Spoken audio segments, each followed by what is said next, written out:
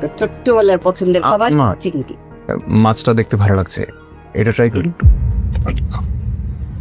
ভাবি তুমি বসো তো, ও দিয়ে খাবে। আরে আমার এখন বসার সময় নেই। আমার সোনার টুকরা ছেলে কতদিন পরে আসছে, তারা দাঁড়ায় দাঁড়ায় খাওয়াবো না?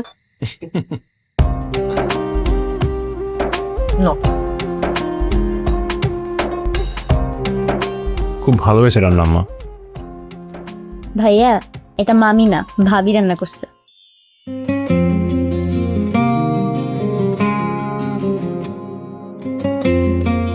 জি, উনি একটা কাজ খুব ভালো পারেন, রান্নাটা ভালো করেন।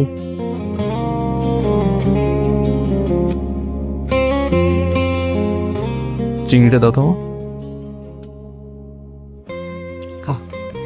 দেখবা এটা কত মজা। ফাতেমা, সমীর, বিয়ে করছিস ভালো কথা। আমি তো তোর বড় ভাই নাকি, আমাকে তো একটু জানাতে পারতি। বড় ভাই হিসেবে আমার একটু দায়িত্ব আছে না? কোন ফ্যামিলিতে বিয়ে করবি না করবি, মেয়ের মা বাবা আছে কিনা, কোন বংশের, স্ট্যাটাস কি, এসব জেনে বুঝে বিয়েটা দিতে পারলে একটু ভালো লাগতো আর কি। ভাই বিয়েটা আমি করছি, জেনে বুঝেই করছি। আর আমি কাকে বিয়ে করছি সেটা তুমি ভালো করেই জানো।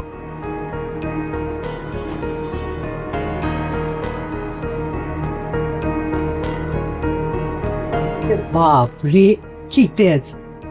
ফাহাদ এরকম করে বলে মানুষ, খাচ্ছিল খুবই নাই তো।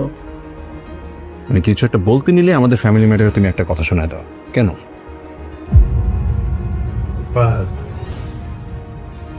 তুমি অনেকদিন ধরে তোমার শ্বশুর বাড়িতে আছো তো, তাই বোধহয় ভুলে গেছো ফাতেমা আমার পরিবারের একজন সম্মানিত সদস্য।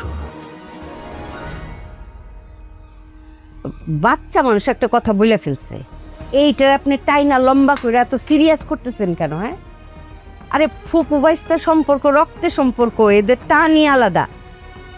এই ভাত তো সরি বলবে ফুপুকে। কিরে ফাতিমা, তুই কি মনে কিছু করছস? আরে ফাত সরি বল ফুপুরে, তেলি তো হয়ে গেল, ফুপু বাইস্তা মিলে গেল। পপু আমি ওভাবে মিন করি নাই।